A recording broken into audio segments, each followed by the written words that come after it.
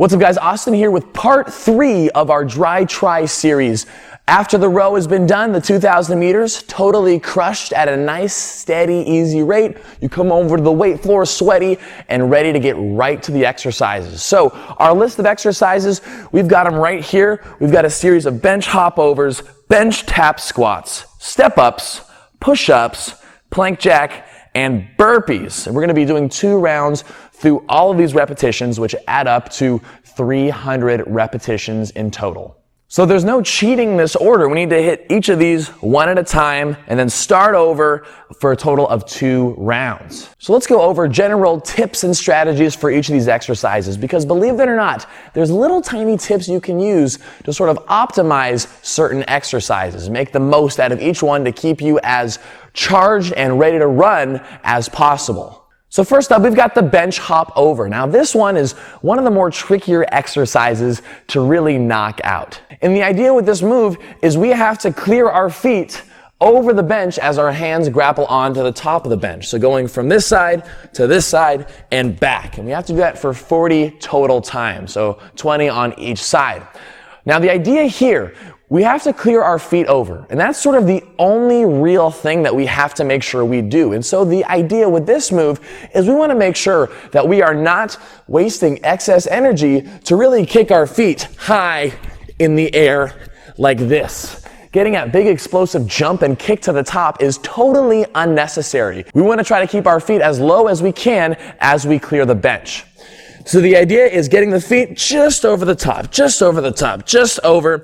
And with going side to side too, there's absolutely no need to bring our feet all the way over to the sides, side to side like that. Just keep the feet as close to the bench as you possibly can, minimizing the energy needed to clear the feet and to get it going side to side. I definitely recommend trying to find a rhythm with your side to side taps, whether that's instantaneous tap, tap, tap, or adding maybe a little bit of a bounce pause in between. Something like this. Bounce, pause, bounce, pause, bounce, pause. Whatever you do, finding a rhythm similar to finding a rhythm while rowing, that's going to help you get through that move quickly. Now the next exercise we have is the bench tap squat. And so the idea with this is we have to do a squat while having our butt tap down all the way to the bench. And that's to prevent any cheating from just saying, okay, I'm going to do 20 squats.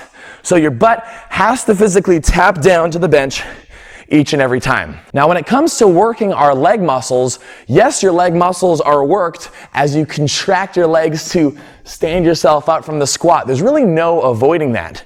But your leg muscles are also activated as you load up the exercise going down. And so we want to try to prevent as much of that loading on the way down as we can, because that's just extra fatigue that we don't need. And so what I recommend doing here, and I wouldn't recommend doing this for any sort of training session, but for the matter of efficiency and getting through this as quickly and efficiently as we can, is to almost drop yourself down onto the bench. So instead of controlling the squat down and coming up, controlling it down, coming up, like you would do during a training session, instead try to relax your thighs and let yourself just fall into it, fall into it, fall into it. Now obviously you don't want to come crashing down and break your spine. There has to be a little bit of control, but the idea is we're not focused on super controlled slow motion, which is going to extra fatigue your legs. Just get yourself down, tap, and get up. Tap and get up. You're just kind of falling down with each squat that you do. That's going to save your legs a little bit more for the squats. The next exercise we have here are the step ups. Now this is the bottleneck exercise. This is the exercise that is going to take the longest out of all the moves, just because you have to get your body all the way up, all the way down, and off of the bench each and every time. Now when we do this move, there's a couple ways to go about it. However, this is the way I recommend. You see, if we step up to the bench all the way up, and then come off with the same leg on the bench, tap off, do the same leg again, all of a sudden we've got like a lot of burn going on one leg without much work going on the other. And so instead of doing the same leg for 20 reps and then the other leg for 20 reps, the idea is to see if we can switch the legs. So instead of just staying on the right leg, go up on the right leg, switch to the left, bring it down, tap, Bring the left leg up, switch to the right, tap, down, up, switch, tap, down, up, switch, tap, down. This way, we're getting an even spread across both legs as you do that.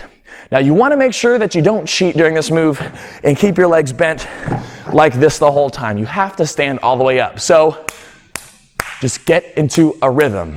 Tap, tap, tap, tap, tap, tap, tap, tap, tap, tap, tap, tap, tap, tap, just like that. Whether you speed that up a little bit or slow it down, make sure that you get your legs all the way fully extended. Honestly, there's no way to just super quickly get through those 40 reps. It's gonna take a little bit of time, so try to find as fast of a rhythm as you can, and try that method of switching the legs on the upward portion. That way you're evening out the legs instead of burning out one before the other. Next up, we've got push-ups. Now, when we're doing the push-ups, this is where we want to start thinking about bringing some speed and some intensity to the exercises. Now, so far, we've covered sort of the leg-focused exercises. And when going about these three moves, yes, we have our techniques to do for each of them, but we should be trying to keep the same idea of a nice and steady rhythm through the moves. Not trying to blast through and totally torch your legs the whole time, just getting a rhythm that's nice and sustainable, nice and steady throughout the exercises. Now, we're getting to the push-ups next, though. This is an upper body exercise, and luckily for us, we don't run 5Ks on our arms. And so because of this, we can really try to push the speed on these push-ups. Now, the rule with the push-ups is we want to make sure that we are breaking 90 degrees with the push-ups as we go down and push ourselves up.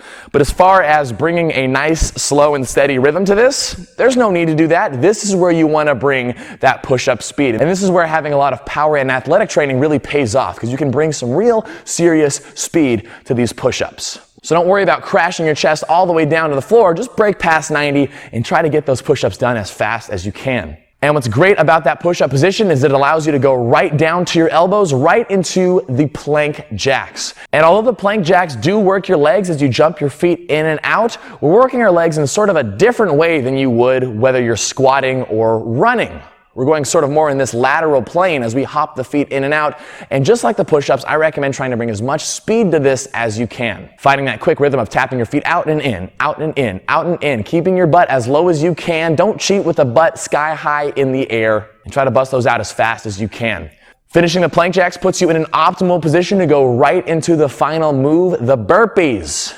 So coming out of that final plank jack, you can go right down to the knees, right onto your hands, and jump right up for your first burpee and stand to the top. Now with these burpees, we're looking for efficiency here, so there's no need to add any flair to these. There's no need for a push-up at the bottom of the burpee. There's no need to jump up and reach up to the top. We want to keep in mind to keep our legs nice and wide as we drop down, jump out, jump in, and stand up. Keeping the feet wide is going to help you keep your center of mass low. If you bring your feet close together like this, it's a lot longer of a way to go down and a lot longer of a way to come up. So keep those feet wide as you drop down, out, in, up, boom. And then that's one round through those exercises. And then from there, you're going right back to the steady rhythm of those first leg-focused exercises and working through these reps until you get all 2 rounds done. By the time you finish those 2 rounds, yeah, your heart rate's gonna be elevated. Yeah, you're gonna be sweating. I mean, I'm just sweating just filming this thing. But you're going to be ready to bring it for the 5K run, the part of the dry try that is going to take the max amount of time. Hopefully these exercise demos can help you out, give you a couple tips to go about them. You should be able to wrap up your last burpee and go right to the treadmill. And in the 4th and final portion of the Dry Try series, we're going to talk about the 5K run, how to go about it, what's the best way to do it for you. So let's get to it.